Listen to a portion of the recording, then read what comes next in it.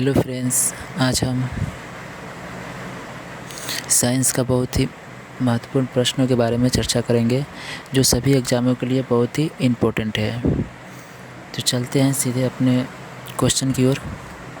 तो आज का क्वेश्चन है हमारा, मानव में सुनने की क्षमता कितनी होती है। दोस्तों, मानव में जो मानव कान सुन सकता है या मानव हम लोग सुन सकते हैं वो कितने क्षमता तक सुन सकते हैं। तो देखिए, जो मानव कान सुनता है वो याद रखिएगा 20 हर्ट्ज से, हर्ट्ज को एच से सूचित किया जाता है, ठीक है। 20 हर्ट्ज से 20,000 हर्ट्ज तक हम लोग आसानी से सुन सकते हैं। 20 से 20,000 हर्ट्ज तक हम लोग सुन सकते हैं, ठीक है। ये जो सुनने की जो क्षमता है, इस तरंग को क्या कहते हैं तो याद रखिएगा श्रव्य तरंग,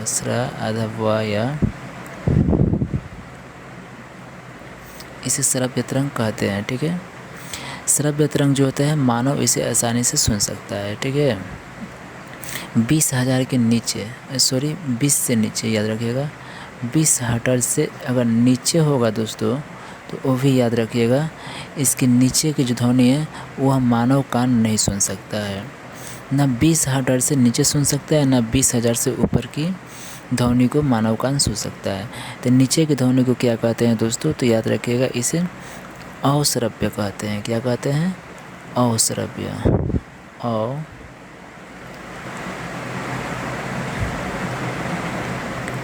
अश्रव्य तरंग कहते हैं 20 हर्ट्ज के नीचे को।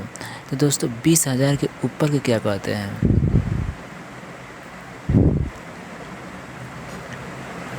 तो वो भी याद रखिएगा दोस्तों, 20,000 के ऊपर की जो ध्वनि है तो इसे जो है दोस्तों, इसे भी हम लोग नहीं सुन सकते हैं।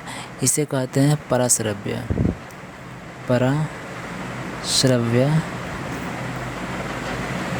तरंग, ठीक है दोस्तों। तो याद रखिएगा, जो मानव सुन सकता है वो केवल सुन सकता है 20 हर्ट्ज से 20,000 हर्ट्ज के बीच की ध्वनि को सुन सकता है, जिससे श्रव्य तरंग के नाम से जानते हैं, ठीक है। नेक्स्ट देखते हैं दोस्तों, मूत्र का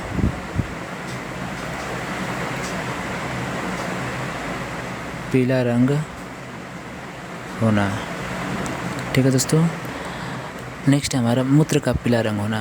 तो दोस्तों कभी कभी हम पानी कम पीते हैं और ज़्यादा कोई काम कर देते हैं, तो उस समय जो मानव मूत्र होता है वो थोड़ा पीला टाइप का होता है। ऐसा क्यों होता है दोस्तों? तो इसका भी कारण है, यह जो होता है वो होता है दोस्तों यूरोक्रोम के कारण।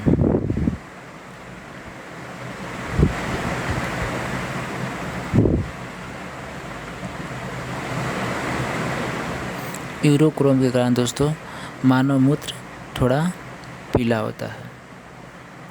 आखिर ये यूरोक्रोम जो है दोस्तों, यह कैसे बनता है तो याद रखिएगा, यूरोक्रोम जो है दोस्तों यह हीमोग्लोबिन के विखंडन से बनता है।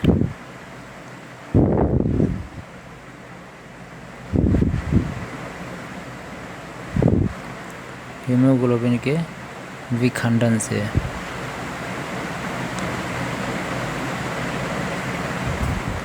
हीमोग्लोबिन के विखंडन से यूरोक्रोम का निर्माण होता है, जिसके कारण मानव मूत्र थोड़ा पीला दिखाई देता है।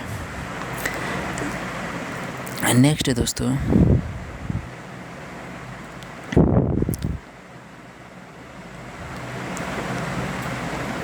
धोवन सोडा। दोस्तों धोवन सोडा जो है दोस्तों, यह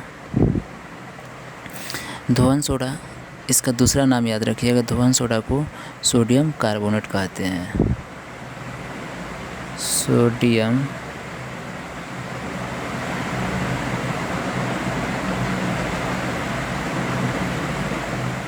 धोवन सोडा का दूसरा नाम होता है सोडियम कार्बोनेट, ठीक है। इसे कपड़ा धोने का सोडा भी कहा जाता है, ठीक है। इसके रासायनिक सूत्र के बारे में बात करें दोस्तों, तो याद रखिए रासायनिक सूत्र होता है Na2CO3 10H2,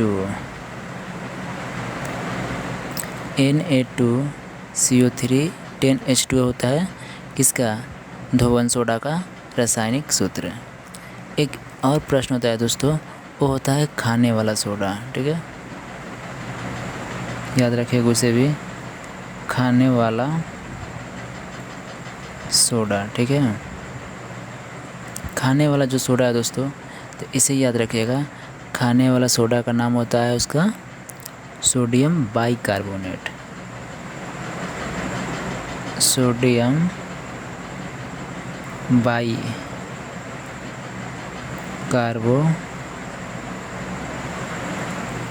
ठीक है। सोडियम बाइकार्बोनेट खाने वाला सोडा का नाम होता है। इसका सूत्र, रासायनिक सूत्र याद रखिएगा, इसका सूत्र होता है NaHCO3। दोनों बहुत ही इम्पोर्टेंट है। यह जो है प्रश्न है दोस्तों, यह एग्जाम में पूछा हुआ प्रश्न है और आगे पूछे जाने की भी संभावना है, ठीक है।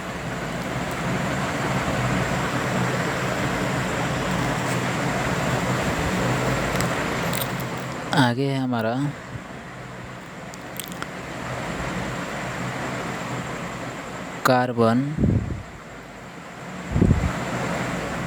कार्बन के आधार पर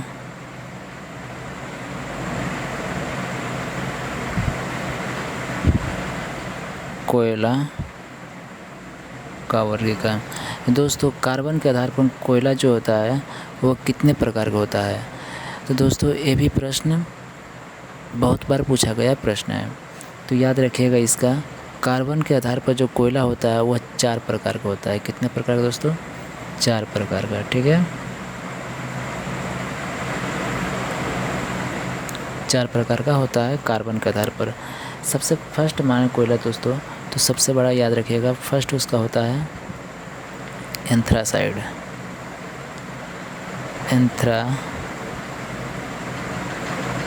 एंथ्रासाइड होता है, ठीक है। इसमें हम बात करें दोस्तों, तो याद रखिएगा 94 से 98% तक कार्बन पाया जाता है, ठीक है। 94 से 98% तक कार्बन पाया जाता है एंथ्रासाइड में। एंथ्रासाइड जो होता है दोस्तों, यह बहुत ही जलावन के लिए बहुत ही उपयोगी होता है, क्योंकि इसमें ज़्यादा धुआं नहीं होता है, ठीक है, क्योंकि इसमें कार्बन बहुत ज़्यादा है। इसका दूसरा रूप देखें दोस्तों, तो अब दूसरा रूप याद रखिएगा, दूसरा रूप जो होता है इसका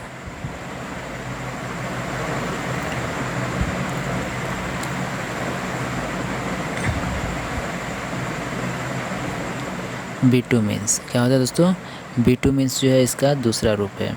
इसमें यदि हम कार्बन की बात करें तो याद रखिएगा, इसमें जो कार्बन होता है वो होता है 78 से 86% तक, ठीक है। 78 से 78 से 86% तक इसमें कार्बन पाया जाता है। यह कार्बन का दूसरा रूप होता है, ठीक है। तीसरा याद रखिएगा, इसका तीसरा रूप होता है लिग्नाइट। लिग्नाइट होता है दोस्तों। लिग्नाइट जो है, इसमें कार्बन की मात्रा की बात करें तो याद रखिएगा, इसमें होता है 28 से 30% तक पाया जाता है। 28 से 30% तक लिग्नाइट में कार्बन पाया जाता है। और चौथा याद रखिएगा, लास्ट है इसका पीट।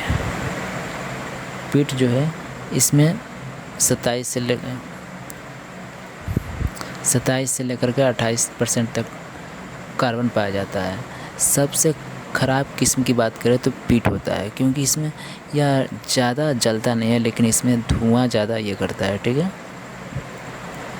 तो ये कोयला का 4 प्रकार होता है, जिसमें सबसे बड़ा उपयोगी होता है एंथ्रासाइड। तो नेक्स्ट देखते हैं दोस्तों, नेक्स्ट है हमारा जर्क। जर्क क्या होता है, तो याद रखिएगा दोस्तों, जर्क जो होता है यह एक त्वरण में जो परिवर्तन होता है ना, उस परिवर्तन को जर्क कहा जाता है। जो समय के साथ त्वरण में परिवर्तन के दर को जर्क कहते हैं, ठीक है। इसका SI मात्रक पूछा गया है, एस आई मात्रक क्या होता है जड़ का? जड़ का एस आई मात्रक जो होता है वह होता है मीटर प्रति सेकंड क्यूब। मीटर प्रति सेकंड क्यूब होता है। यह परीक्षाओं के लिए बहुत ही इम्पोर्टेंट है। जड़ का एस आई मात्रक क्या होता है? मीटर प्रति सेकंड क्यूब होता है। राइट, आगे देखते हैं दोस्तों हम।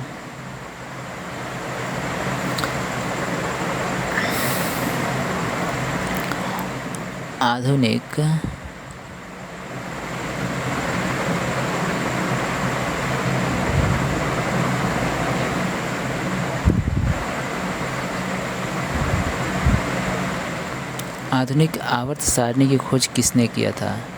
तो दोस्तों आधुनिक आवर्त सारणी की खोज जो है दोस्तों यह किसने किया था? तो इस प्रश्न का राइट आंसर जो होगा वह जो है मोसले ने किया था। किसने किया था दोस्तों?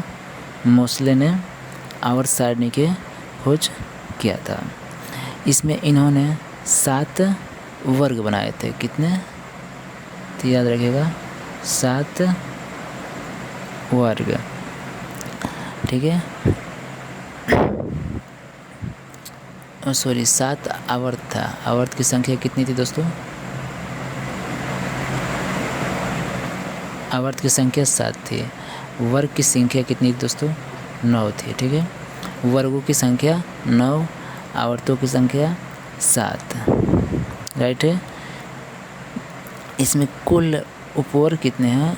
कुल वर्गों की संख्या बात करें तो याद रखिएगा जो इसमें कुल होता है, कुल वर्गों की संख्या वो होता है दोस्तों कितना?